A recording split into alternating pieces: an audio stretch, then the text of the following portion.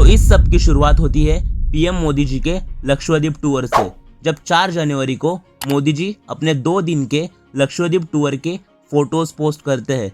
बीच पर घूमते हुए, स्नॉर्कलिंग करते हुए उनके वो फोटोज बहुत वायरल भी होते हैं। उसके बाद बहुत से लोगों ने लक्षद्वीप की तारीफ करते हुए कहा कि हमें मालदीव्स की बजाय लक्षद्वीप जाना चाहिए, और यही से मालदीव्स को मिर्ची लगती है। हाल ही में इलेक्शन जीते हुए मालदीव्स के नए प्राइम मिनिस्टर मोहम्मद मुइज़ू, जिसने इंडिया आउट ऐसे नारे भी चालू किए थे, और ऐसे में ही मालदीव्स के कुछ और पॉलिटिशियंस मोदी और इंडिया को क्रिटिसाइज करते हैं।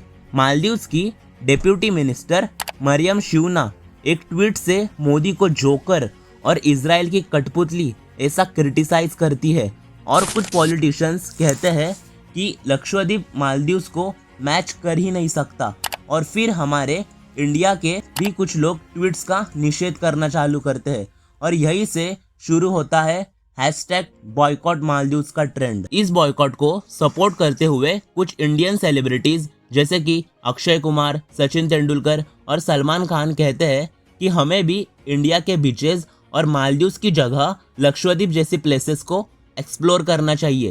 मालदीव्स के एक्स प्रेसिडेंट मोहम्मद नशीद कहते हैं कि इंडिया हमारे लिए बहुत इम्पोर्टेंट है, मरियम को ऐसा ट्वीट नहीं करना चाहिए था। #बॉयकॉट मालदीव्स सिर्फ सोशल मीडिया तक ही नहीं रुका, इंडिया के बहुत से लोगों ने अपने मालदीव्स की बुकिंग भी कैंसिल किया और कहा कि अब से हम मालदीव्स कभी नहीं जाएंगे।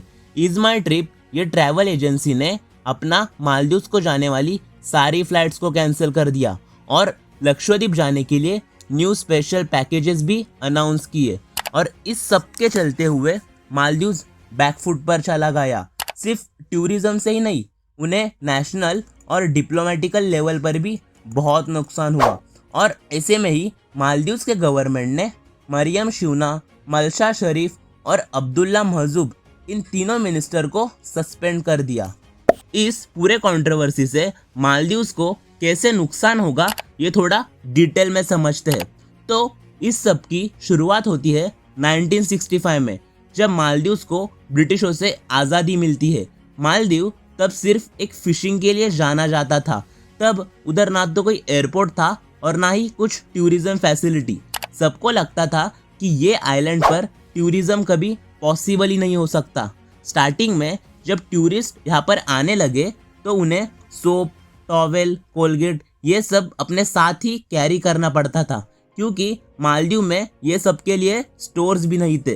मालदीव की करंट इकोनॉमी टूरिज्म के वजह से ही चल रही है, और इस टूरिज्म सिस्टम में सबसे बड़ा शेयर है इंडिया का। मालदीव्स के टूरिज्म रिपोर्ट के अनुसार हर साल 2 लाख से भी ज़्यादा इंडियन पीपल मालदीव्स को विजिट करते हैं। इंडिया के बाद रशिया और चाइना का नंबर लगता है। तो यहाँ पर बात सिर्फ टूरिज्म की नहीं है।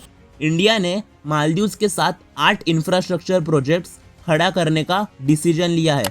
मालदीव्स के 34 आइलैंड पर पीने के लिए पानी और 2 एयरपोर्ट्स का रीडेवलपमेंट भी इसमें शामिल है।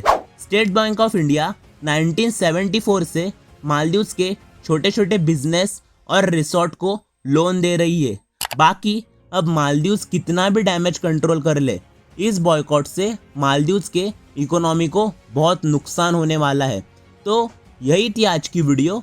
आपकी इस पूरे कंट्रोवर्सी पर क्या राय है आप कमेंट में ज़रूर बताना, और वीडियो अच्छी लगी हो तो इसे लाइक कर दो। तो मिलते हैं अगले वीडियो में। जय हिंद, जय भारत।